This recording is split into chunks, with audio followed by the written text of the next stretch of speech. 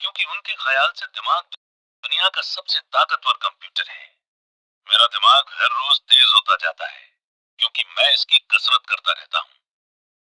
ये जितना तेज होता जाता है, मैं इसकी मदद से उतना ही ज्यादा पैसा कमा सकता हूँ।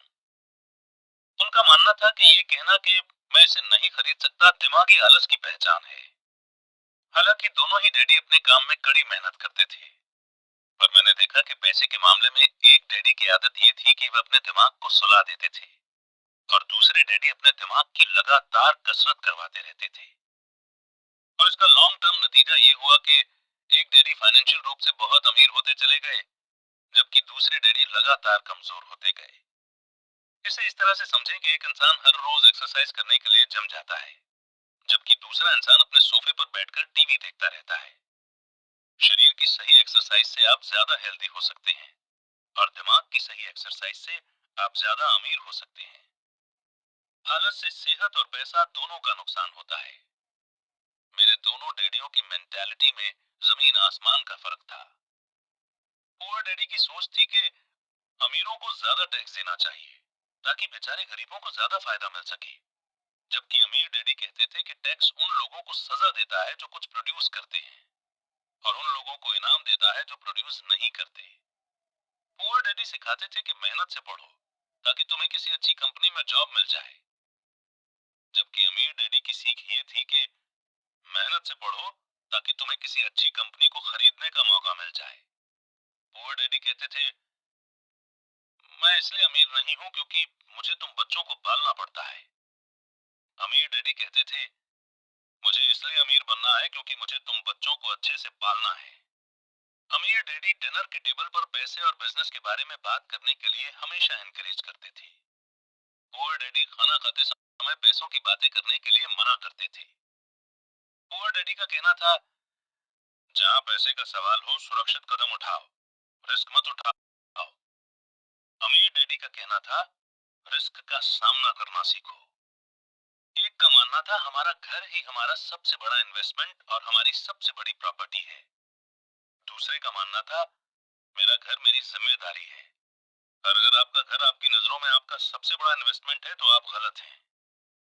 दोनों ही डैडी अपने बिल समय पर चुकाते थे, पर उनमें से एक सबसे पहले अपने बिल चुकाते, जबकि दूसरे सबसे आखिर में।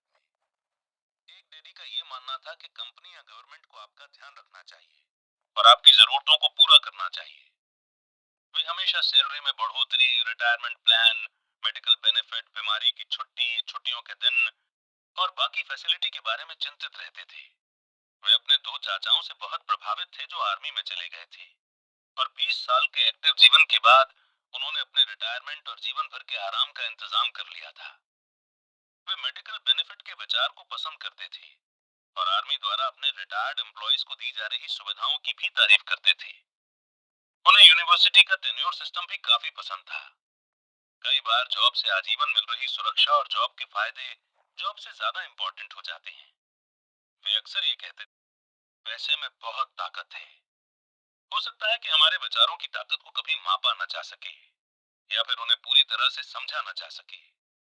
फिर भी बचपन में ही मैं ये समझ गया था कि हमें अपने विचारों पर ध्यान देना चाहिए और अपने एक्सप्रेशंस पर भी। मैंने देखा कि मेरे गरीब डैडी इसलिए गरीब नहीं थे क्योंकि वे कम कमाते थे, बल्कि इसलिए गरीब थे क्योंकि उनके विचार और काम गरीबों की तरह थे। दो डैडी होने के कारण बचपन से ही मैं इस बारे में बहुत सावधान हो चला था कि मैं किस तरह की सोच अपनाऊं। मैं किसकी बात मानूं, अपने अमीर डैडी की या अपने गरीब डैडी की। हालांकि दोनों ही एजुकेशन और नॉलेज को बहुत इंपॉर्टेंट मानते थे, पर क्या सीखा जाए इस बारे में दोनों की अलग अलग राय थी। एक चाहते थे कि मैं पढ़ाई में कड़ी मेहनत करूं, डिग्री लूं और पैसे कमाने के लिए अच्छी सी जॉब ढूंढ लूं। वे चाहते थे कि मैं एक प्रोफेशनल ऑफिसर, वकील या अकाउंटेंट बन जाऊं या एमबीए कर लूं। दूसरे डैडी मुझे एनकरेज करते थे कि मैं अमीर बनने का राज सीख लूं, ये समझ लूं कि पैसा किस तरह काम करता है और ये जान लूं कि इससे अपने लिए कैसे काम लिया जाता है। मैं पैसे के लिए काम नहीं करता, इन शब्दों को वो बार बार दोहराया करते थे।